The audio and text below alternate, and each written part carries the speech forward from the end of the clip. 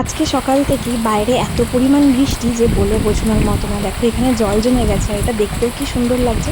আমি কিন্তু বৃষ্টির যে সাউন্ডটা স্টপ করিনি, শুনতে ভালোই লাগবে। আর এই বৃষ্টির মধ্যে বাবা নিয়ে চলে এসেছে ইলিশ মাছ। সকালবেলা মা খিচুড়ি রান্না করেছিল, ডিম ভাজাও করেছিল, কিন্তু সেই ভিডিওটা করতে ভুলেই গেছি। তারপরেই বাবা নিয়ে চলে এসেছিলো ইলিশ মাছ, আর এই ইলিশ মাছটাকেই কিন্তু আজকে রান্না করা হবে।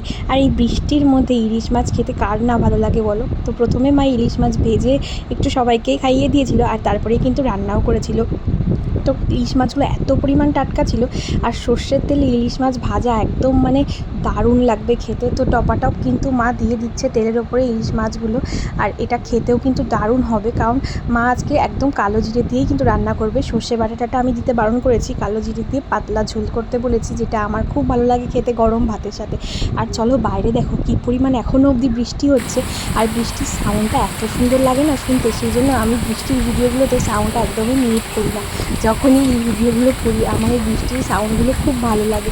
আর বাইরের পরিবেশটা এতটা সুন্দর যে আজকে মনটা এমনিই ভালো লাগছিলো। আর তারপরেই কিন্তু রান্নাঘরে চলে এসেছিলাম একটু চা বানাতে।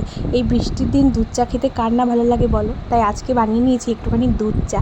আর তোমরা কারা কারা দুধ চা খেতে ভালোবাসো অবশ্যই কমেন্ট করে জানি। আর এদিকে কিন্তু মার মাছের ঝোলটাও রান্না হয়ে গেছে, সেটার কালারটাও দেখো কি সুন্দর এসছে। দুপুরবেলা বলেছি আর কিছুই করবে না, ঘি দিয়ে খাবো আর তার সাথে ইলিশ মাছ দিয়েই খাবো। বাইরে দেখো কি সুন্দর বৃষ্টি পড়ছে, আর এই বৃষ্টি দেখতে আমার কী যে ভালো লাগে। আর জানলার পাশে বসে এই বৃষ্টি দেখবো আর চা খাবো, এর একটা আলাদাই অনুভূতি। তো এই যে দুজনের জন্য চা বানিয়ে নিয়েছি, ও আর আমি খাবো বলে। তো এই যে চা হয়ে গেছে, আর তার সাথে কিন্তু একটু ব্রেড সেঁকে নিচ্ছিলাম। এই চায়ের সাথে আমার এই ব্রেড শেখাটা মানে এই পাউরুটি সেঁকে নেওয়াটা আমার খুব ভালো লাগে। মানে পাউরুটিটা একটু টোস্ট টোস্ট মতো হয়ে যায়, কড়মড়া কড়মড়া, খেতে দারুণ লাগে। তো চলো এবার চাটাকে এনজয় করি, আর তোমরাও এনজয় করো আজকের এই সুন্দর দিনটা।